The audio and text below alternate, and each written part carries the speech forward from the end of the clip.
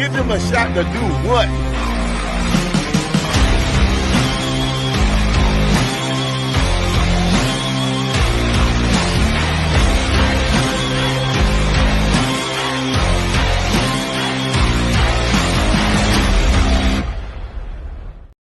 What is going on, everybody? This is Mike Hughes, aka The Shy Kid, and you are listening to The Shy Kid podcast presented by Give Us a Shot Network. So make sure you give us a like, give us a follow, hit that button if you haven't already. The link is in our bio below.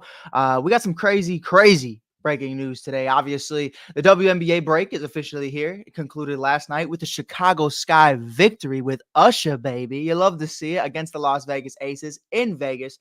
But immediately following that, MARINA MABREY has been traded to the Connecticut Sun in a two-player deal with one pick swap in 2026 as a first-round pick. We're going to get into everything and more in just a little bit. We're going to give our initial reactions. Obviously, Annie Costabile broke the news at the Chicago Times, doing her thing. Annie's always doing it. She's always covering it. She was one of the first to report this. But, I think, while I was waiting for the official announcement, really understanding what this means for the Chicago Sky organization moving forward. I know there's a lot of Sky fans I've already seen on Twitter adding me, TikTok, everywhere, talking about, why we just started to get our groove. We're just starting to figure it out. Marina's really our only 3-point shooter, consistently. And I think I understand where everybody's coming from. From my personal opinion, from the outside looking in, obviously I have nothing to do with the front office. I have no decisions to be made whatsoever. But how I perceive this, I think Marina has been a great leader this year. I want to give her flowers first and foremost, because a lot of people, on social media always talk about her body language, talk about her as a person. MARINA MABREY is a phenomenal human being. And I've had amazing experiences with her, and to see her growth from coming into a season last year with a lot of expectations and getting injured early on and battling through adversity with losing James Wade, with not being fully healthy, with all these different things, being in a new city, a new fan base with big expectations coming off of a championship prior, losing Candace Parker, Allie Quigley, Courtney Vandersloot. Like, it was a big deal. Last year was a shit show. And her, Kalia, Rebecca Gardner and company, I mean, they handled it gracefully. This year we saw MARINA MABREY be a leader. I saw her vocally taking individuals like Angel Reese, Camila Cardoso, Kennedy Carter under her wing, to really just make everybody feel welcome. So I want to give her flowers first, and I wish her nothing but the best in Connecticut, because I know she's going to shine. DeWanna Bonner, Alyssa Thomas, MARINA MABREY. There's so many issues in a good way for them. It's bad for us. There's so many people that you got to look out for. But, in this deal, we break it back down to last offseason ago, I guess you should say, from last year, where general manager and head coach James Wade acquired MARINA MABREY in a 4-team trade that included sending 2 first-round picks, 2023 and 2024, and the rights to a 2025 first-round pick swap to the Dallas Wings. We understand 3 draft picks for anybody is a tall order. You know what I mean? And I think that was really... That was big. That was big for the Sky organization, where, Jeff Pagliocca, the current general manager of the Chicago Sky, needed to figure out a way to get draft capital this offseason, because, one, we were crunched on money, because you have Kalia Copper, who just extends her deal. So many other players making big time money, Elizabeth Williams and company. So we understood that this season was honestly going to look pretty bad. And I think the future looked pretty bad because of that. And that is not on Marina. And I will simply say, that move was James Wade's move. But James Wade is also, he put together a championship roster. So sometimes you got to make moves. You can't, scared money don't make money. But that put us in a very tricky situation, especially understanding that Kalia was eventually going to request a trade. And Jeff flipped it on his head. You end up getting 2 first-round picks. The number 8 overall pick ends up being Angel Reese. And I would say today, if you had to redraft, she is not going 7 or 8. She is going number 2, if not number 1. And that's a whole different debate for another day. I'm not even getting into that. But she would definitely be a top 2 pick and top 3, and she's not 3. You know what I mean? So, and then you get Camila Cardoso as well at number 3. So this guy were really able to flip that on its head. You're really in a great position right now to have success. But why did the Chicago Sky make this move? Why are we in a position right now to where you're trading MARINA MABREY at the deadline? And is there more to come? My personal opinion, how I have viewed this season, the arrival of Kennedy Carter speaks volumes. The arrival of Kennedy Carter speaks volumes because Marina Mabrey is one of the highest paid players on this team.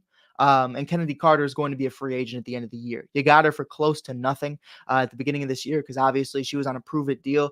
Obviously things didn't work out the way she had wanted it to in other organizations. She felt like from her point of view, she felt like people didn't believe in her or allow her to be her, and she finally feels that way in Chicago with Teaspoon, Angel, and company. Um, but I think that is the biggest reason to why I think Marina Mabrey's traded today. I love what she's been able to be for the Chicago Sky team.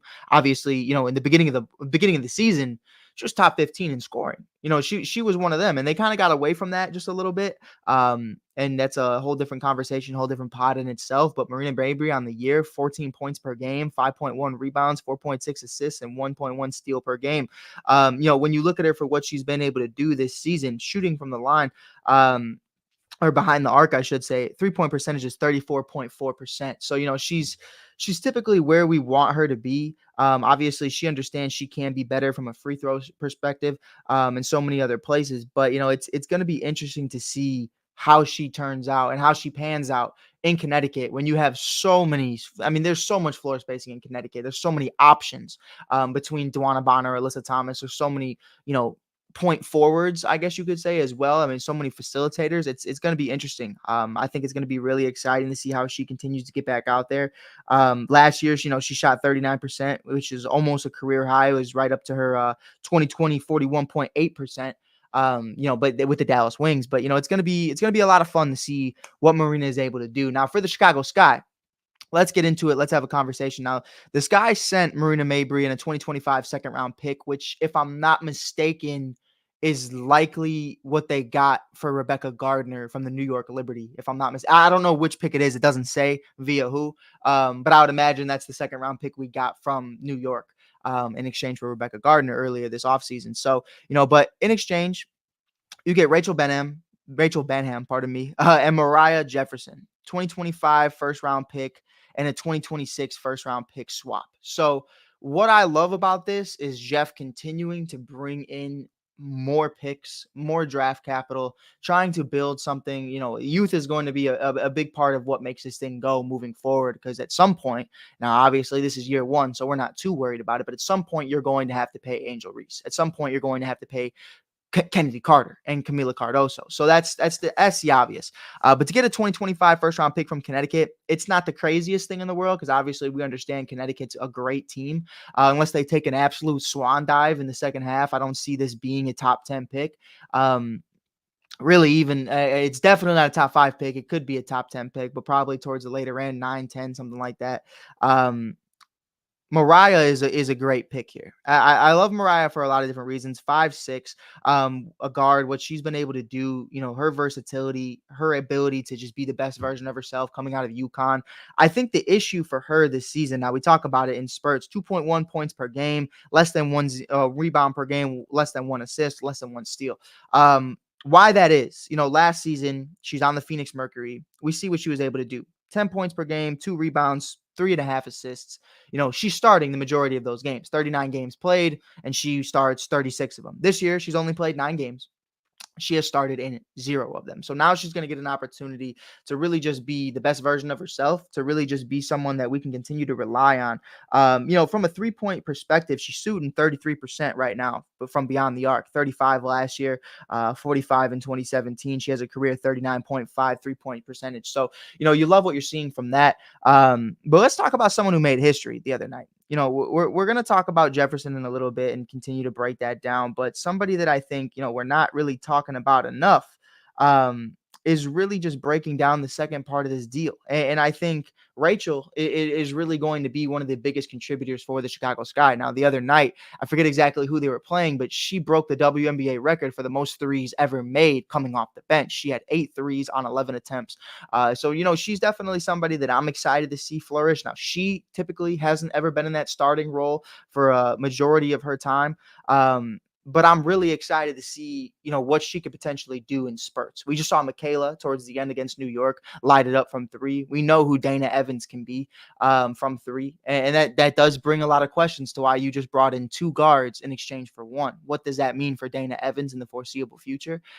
Could she potentially be on the move? Obviously, started the season, in the starting role, and she's now coming off the bench. So does Dana Evans, and this isn't, listen, I'm not trying to create conflict. It's just real questions we have to ask after things like this happen.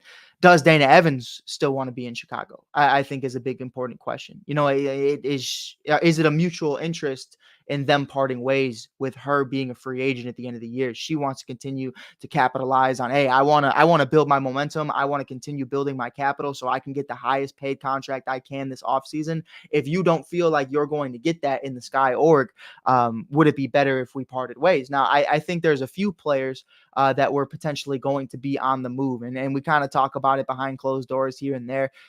Three individuals that I said just the other day against the New York Liberty. I was talking to some of my guys, kind of breaking down what I'm expecting at the deadline. I expected us to trade for a forward. That hasn't happened yet. You want another small forward just in the lineup. I think to have in rotation, whether it's a starter or not. You're switching out from Marina Mabrey and Diamond DeShields in the starting role all year, and I don't think that was really an answer.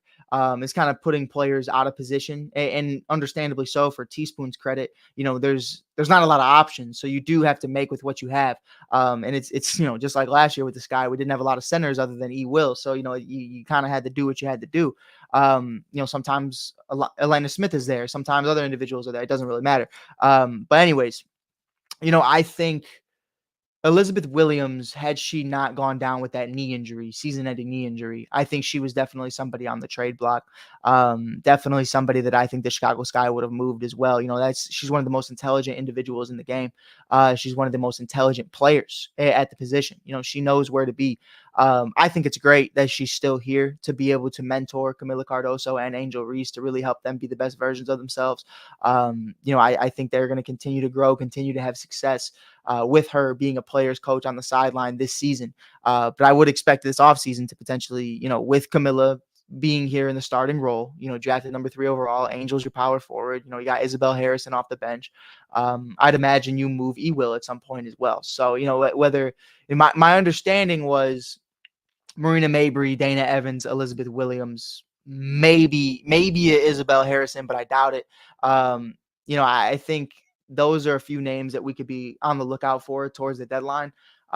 Listen, I'm totally in to what's going on right now. I'm totally interested to see how this continues to grow and continues to develop, but it's going to be a lot of fun to see what's going on. And I think it's going to be really, really cool. I think the big thing for me is understanding what the Sky got in return. Like I said, Rachel did some crazy shit the other night off the bench. 8 threes made in a game off the bench. That's the WNBA record. So this team needed 3-point shooting. Now you have it. Now, whether that's in the starting role or off the bench, BANHAM is going to be somebody that is going to continue to help this team grow, help this team get to where they need to be, space out the floor, and really just make sure the paint isn't as clogged up as it has been in certain moments. And then as it pertains to Mariah Jefferson, that one for me, you got a smaller guard, 5'6". She's shifty. She gets into it, nitty gritty stuff that other people don't want to do. That one's more of a question of Dana Evans to me. I think that's like not a replacement. I don't want to phrase it in that way, especially because if Dana doesn't get traded, then I look like a jackass. You know what I mean? But like, if I were in that room and you got 2 guards for 1, that makes me question what's going to happen to another one of the guards. Because we're already very guard heavy. You got Lindsey Allen, you got Marina Mabrey, you got Kennedy Carter, Dana Evans. The list goes on. Diamond DeShields, so it's like to bring in 2. Now you have, let's break it down. You have Rachel, Mariah, Kennedy, Dana, Lindsey, and Diamond. You know what I mean? Like it's a lot of guards in that room. And I think that'll be the question is one of them going to go to the 3? You could still say the Diamond's going to be at the 3. That's fine. But it is what it is. It is what it is at this point in time. You have to understand that this is a business. This is what's probably best for Marina Mabrey. Now, we were in, the room last night with her post game against the Las Vegas Aces, and she did say, I forgot what reporter asked her what she was going to be up to during her break, but she said, you guys will see sometime this weekend, sometime soon. I don't know. She said that nothing was official or announced yet, so she couldn't speak on it. I don't know if that was this or there's something else maybe in the works. I have no idea. But one could assume that that was what she was talking about. So, I think it's great for the Chicago Sky moving forward, because here's the big key factor here, because I know a lot of fans are upset. And if a lot of fans are upset, it's okay. We can have a free space here. Check us out. Give us a shot network. Hit that follow button. You can follow me, the Shy.Kid, TikTok. We just got 65,000 followers just yesterday. And or we just hit 65,000 followers, not we just got in a single day. Or you can check us out on Instagram for everything Chicago Sky related updates on Give Us a Shot, or the Shy Kid on TikTok. So, it's going to be a lot of fun. It's going to be interesting to see how this continues to transpire. The big takeaway, I would say, is if you're upset about this as a Sky fan, losing Marina Mabrey means that we are going to extend Kennedy Carter, in my personal opinion. Because Kennedy Carter, obviously, like I said earlier, a cheaper deal at the beginning of the year. I mean, let's look at Kennedy Carter's numbers first and foremost, because I don't even look at them enough. She just wows me in her game to where I'm like, yeah, I don't need to look at your numbers to know you're having a great year. Kennedy Carter on the year for the Chicago Sky is averaging 16.4 points per game, 2.9 rebounds, 2.7 assists, and 1.2 steals. But don't be fooled, man. I mean, this is somebody who throughout this season has had several games of 20 plus points. She has been the best version of herself. I believe she tied her career high in scoring, in a single game. So, I mean, Kennedy Carter has been a juggernaut for this team, an amazing relationship and companionship with Angel Reese and this young Chicago Sky team. So if I were a Sky fan right now, I would say the positive out of this is draft capital, 2025 first round pick, a 2026 pick swap. And then obviously you understand you have Marina's contract off the books for expiring deals, and Rachel and Mariah. So, you understand that at the end of the season, we are going to be able to bring Kennedy Carter back. So that's what I would imagine. Now, are we going to bring Kennedy Carter back? That's a question for Jeff, and only a question for Jeff. I couldn't tell you, but I would imagine that is number one on his and Teresa Weatherspoon's list right now, on what they want to do and how they want to prioritize this. But, we'll have to see what happens. We'll have to see how this continues to develop. We'll keep you guys up to date with everything Chicago Sky related content. Obviously, we have the All-Star break coming up. Angel Reese and Caitlin Clark are teammates, which is insane. We won't know what to do with ourselves. Germ, Marcus, Martin, and I, we won't even be able to argue with each other. We'll just have to watch greatness.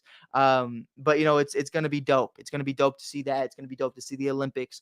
We have a month off until the next Chicago Sky game, which is going to be, I believe, August 16th in Chicago against Kalia Copper and the Phoenix Mercury, which is going to be really dope. Kalia's hometown come home, or come back. She hasn't came back since, and it's going to be a lot of fun to see what she's able to bring, what she's able to do against the Chicago Sky team, because she has been on a tear. But with that being said, appreciate you guys being here. Make sure you follow us, the Shy.Kid, on TikTok and Instagram for pre and post game interviews with all your favorite Chicago Sky players and coaches.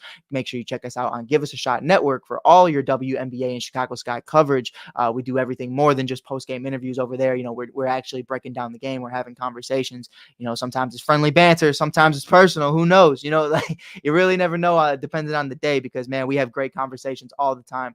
And it's some of the greatest people to do it. So make sure you check us out. Stuff about sports, protect our queens, Mike, Bert, Corey, everybody around the sun doing amazing things 24/7. You can check me out, Mike Hughes, aka the Shy Kid, only on Give Us a Shot Network. So until then, Marina Mabrey, we wish you nothing but the best. Thank you for everything you did in Skytown. We will see you hopefully very soon. Maybe we even see her in the playoffs. Who knows? That'd be a crazy little story. But until then, we'll keep you guys up to date with everything WNBA trade rumors, everything contract wise, trades, what have you. Till next time, peace.